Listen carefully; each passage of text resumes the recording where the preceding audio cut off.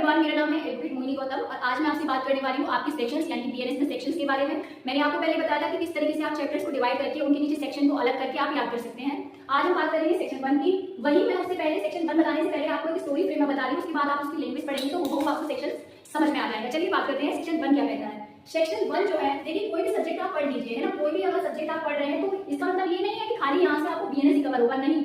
इस सब्जेक्ट में बहुत सारे वर्ड्स ऐसे हैं, बहुत सारे टर्म्स ऐसे होते हैं जो कहीं ना कहीं एक दूसरे सब्जेक्ट से जुड़े हुए हैं। यानी कि अगर हम बीएनएस पढ़ रहे हैं तो बीएनएस जो है एक सबस्टैंडर्ड लॉ है, तो ये जो कवर अप होता है ये प्रोसीजर लॉ में भी कवर अप होता है, यानी इसे कुछ टर्म्स जो कवर होते हैं वो कॉन्स्टिट्यूशन में भी कवर होते हैं। यहाँ से अगर बीएनएस पढ़ रहे हैं तो कुछ चीजें कॉन्स्टिट्यूशन की भी जानेंगे, कुछ चीजें आप जो है सीआरपीसी यानी कि ओल्ड सीआरपीसी और न्यू बीएनएस की भी जानेंगे। तो मतलब आपके कई सब्जेक्ट बीएनएस से कवर होंगे। आइए चलिए आगे बात करते हैं। आगे हम बात कर रहे हैं सेक्शन 1 की। सेक्शन 1 क्या कहता है, देखिए उससे पहले आप एक स्टोरी बताइए माइंड में। मान लीजिए कि आप जो है आप इंडिया के सिटीजन है ना, ये आप है, आप इंडिया के रहने वाले हैं यानी कि भारत के रहने वाले हैं, लेकिन आप भारत के रहने वाले हैं और आप गए घूमने के लिए युगांडा गए आप, ठीक है, आप युगांडा घूमने जाते हैं। आप युगांडा गए, वहां आपने किसी से झगड़ा किया, किसी से मारपीट हुई आपकी और आपने उस व्यक्ति का मतलब आप मर्डर करना चाहते नहीं थे, लेकिन आपके हाथों उसका मर्डर हो जाता है। ये जो है ये दूसरा पर्सन है जो कि ये युगांडा का रहने वाला है। ये आप हैं जो कि आप इंडिया के रहने वाले हैं, ये युगांडा का व्यक्ति है, इससे आपकी लड़ाई हुई और आपने इसका मर्डर कर दिया। मतलब आप चाहते नहीं थे लेकिन आपका मर्डर इसके हाथों हो गया, ठीक है। किसी तरह से भी आपने इस व्यक्ति का मर्डर कर दिया। उसके बाद क्या होता है कि आप वहां से वापस आ गए आपने सोचा कि चलो मैं भाग चलता हूँ इंडिया वापस। आप यहाँ आ जाते हैं और आप इंडिया आके छिप जाते हैं। आप छिप गए, आपने सोचा कि मैंने जो मर्डर किया है वो युगांडा में किया है और इंडिया का उससे कुछ लेना देना नहीं है। जी नहीं, ऐसा बिल्कुल नहीं है। अगर आप युगांडा में मर्डर करके आए हैं और इंडिया में छिप रहे हैं तो देखिए आप पे जो लॉ फॉलो होगा, आप सिटीजन कहाँ के हैं, आप सिटीजन हैं इंडिया के यानी कि भारत के रहने वाले हैं, तो आप पे जो लॉ फॉलो होता है वो इंडिया का होगा, यानी कि आप पे बीएनएस लागू होगा। बीएनएस इसलिए क्योंकि बीएनएस 2023 का आईपीसी को रिप्लेस करके बनाया हुआ एक कानून है, ठीक है। आपको इतनी चीजें समझ में आ गई। अब हम बात करने वाले हैं यहाँ से सेक्शन 1 की। आपको मैंने इतना बताया, आपको ये स्टोरी पता चल गई कि आप अगर कहीं पे भी ऑफेंस करते हैं तो आप पे जो लॉ लागू होगा वो इंडिया का होगा, ठीक है। अगर यही स्टोरी हम इसे दूसरी तरीके से देखते हैं, दूसरी स्टोरी क्या कहती है कि ये एक पर्सन है जो कि अपने इंडिया का नहीं है, ना ही ये इंडिया का इससे कोई मतलब है ना, इसका इंडिया से कोई लेना देना नहीं है। ये युगांडा का रहने वाला है ना, ये युगांडा का रहने वाला है। वही इसने क्या किया कि इसके पास एक कंप्यूटर है, ये अपना कंप्यूटर लेके बैठा है और इसने टारगेट किया है इंडिया को।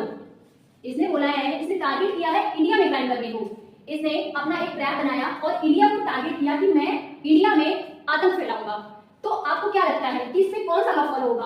आप क्या मुझे बता सकते हैं? कमेंट बॉक्स में जरूर बताइएगा। इसमें जो लॉ फॉलो होगा वो इंडिया का होगा। इंडिया का लॉ मतलब बीएनएस। अब ये आप मुझे बताएंगे कि ये क्यों होगा, ये भी मैं आपको बताऊंगी। अब देखिए हमने स्टोरी ये देखी, ठीक है। अब हम सेक्शन 1 क्या कहता है, सेक्शन 1 क्या कहता है, उसकी स्टोरी देखेंगे ना तो आपको बहुत इजीली समझ आने लगेगी कि सेक्शन 1 क्या कह रहा है। सेक्शन 1 क्या कहता है आइए जानते हैं। देखिए सेक्शन 1 को पढ़ने का एक सरल तरीका है। सरल तरीका क्या है मैं आपको बताती हूँ। सेक्शन 1 सब जानते हैं, शॉर्ट टाइटल के बारे में बात करता है ना, short title, commencement and applications. Section 1 हम लिखेंगे, नोट डाउन कीजिए आप, शॉर्ट टाइटल, कमेंटमेंट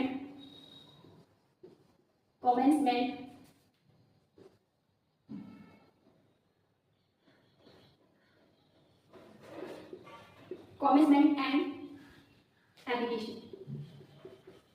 अब इसको पढ़ने का तरीका है, देखिए कोई भी लैंग्वेज तो इसकी कोई भी पढ़ लेगा, लेकिन सेक्शन को पढ़ने का एक तरीका होता है, इसीलिए तो लॉ इंटरेस्टिंग है, इसीलिए लॉ बहुत इंटरेस्टिंग है। और लॉ जो है एक तार्किक विषय है, मतलब लॉजिकल है। लॉ का मतलब होता है लॉजिकल। आपने जितना अच्छा लॉजिक लगा लिया उतना अच्छा आपको लॉ समझ आ जाएगा। देखिए ये फर्स्ट सेक्शन का नाम है short title, commencement and application. क्या कहता है ये, इसको देखिए आपको क्या समझ आ रहा है, क्या कह रहा है ये, देखिए इसको देख के हमको समझ आता है। उसकी लैंग्वेज आप छोड़ दीजिए, मैं आपको बहुत और बेसिकली चीजें ये बता रही हूँ जो कि एग्जाम्स के पॉइंट ऑफ व्यू से बहुत इंपॉर्टेंट है। मैं बस वही आपको चीजें पढ़ाऊंगी। अगर आप जुडिशरी की प्रिपरेशन कर रहे हैं या आप किसी एलएलबी के एग्जाम्स की तैयारी कर रहे हैं जिसमें आपका बीएनएस आता है या जो भी है, आपका बिहार जुडिशरी है, उत्तराखंड जुडिशरी है, आइए चलिए जानते हैं सेक्शन 1 के बारे में। सेक्शन 1 में आप 6 ऐसे, ये जो मैं बना रही हूँ 6 ये बना लीजिए।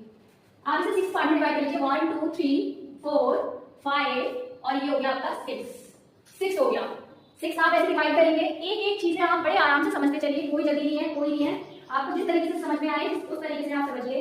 देखिए इसका फर्स्ट क्या कहता है, 1 2 3 4 5 और ये हमने 6 डिब्बे हमने बना लिए हैं। आइए बात करते हैं, फर्स्ट जो बात करता है वो इसके नेम की बात करता है। देखिए मैं आपको ये चीज बाद में बताऊंगी कि इसमें कौन क्या कह रहा है, पहले आप ये देखिए, ये बात करता है इसके नेम की।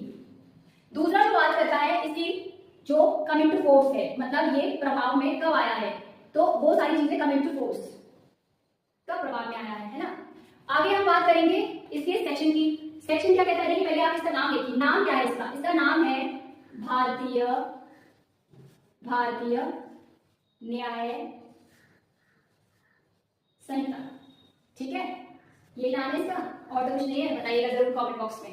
कमिंग टू फोर्स, देखिए कुछ किताबें ऐसी थी अब तक जिसमें इसका नाम नहीं दिया गया था, लेकिन अब आप जो लॉ खरीदेंगे, जब ये 1 जुलाई को ये लॉ लागू हो गया, उसके बाद अगर आप किताबें खरीद रहे हैं तो उसके बाद जो है आपको जो लास्ट सेक्शन है 358 वो भी इसमें देखने को मिलेगा। बहुत सी बुक्स ऐसी हैं जिनमें नहीं है, मैं आपको बुक्स का नाम भी बता दूंगी अगर आप लेना चाहेंगे तो, परचेज करना चाहेंगे तो। ठीक है, पहले की जो बुक थी उनमें इसकी जो ऑफिशियल डेट थी वो नहीं दी गई है, लेकिन अब इसकी ऑफिशियल डेट आ चुकी है। इसकी जो ऑफिशियल डेट आई है वो आपको मालूम है, इसकी ऑफिशियल डेट है इसको लागू होने की, वो है 1 जुलाई। 1 जुलाई इसकी डेट है। अब आप यहाँ पे चाहें तो आप प्रेसिडेंट की जो डेट होती है, जो जिस दिन प्रेसिडेंट साइन करता है, वो डेट भी आप याद रख सकते हैं, क्योंकि एग्जाम के पॉइंट ऑफ व्यू से वो डेट भी बहुत इंपॉर्टेंट है। ठीक है, अब हम बात करने वाले हैं इसके सेक्शन नंबर 3 की।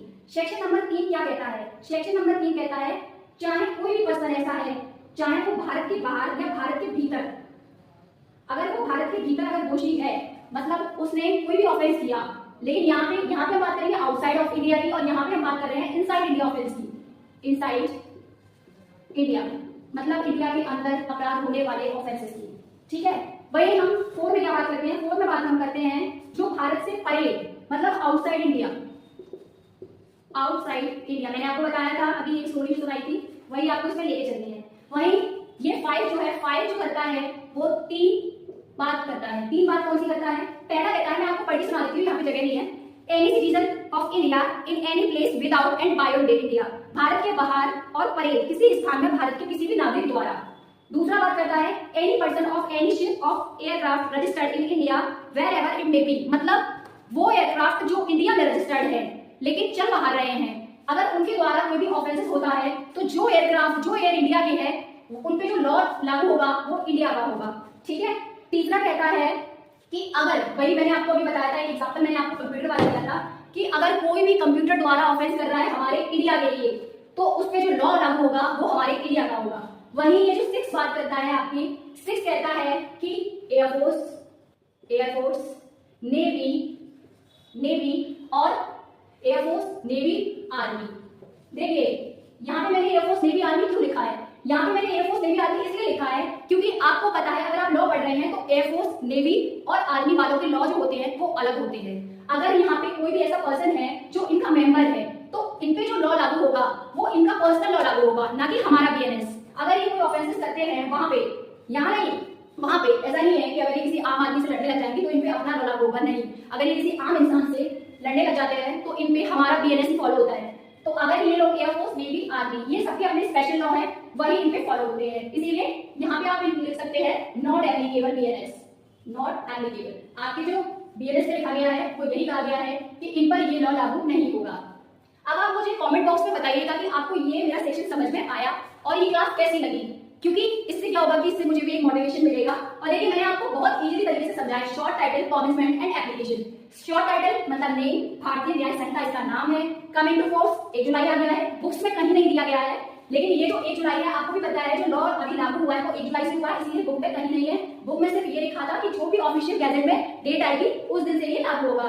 वहीं थर्ड बात करता है इनसाइड ऑफ इंडिया की, इनसाइड मतलब इंडिया के अंदर हुए जो अपराध है उनके बारे में। 4 कहता है आउटसाइड इंडिया की, भारत से बाहर हुए।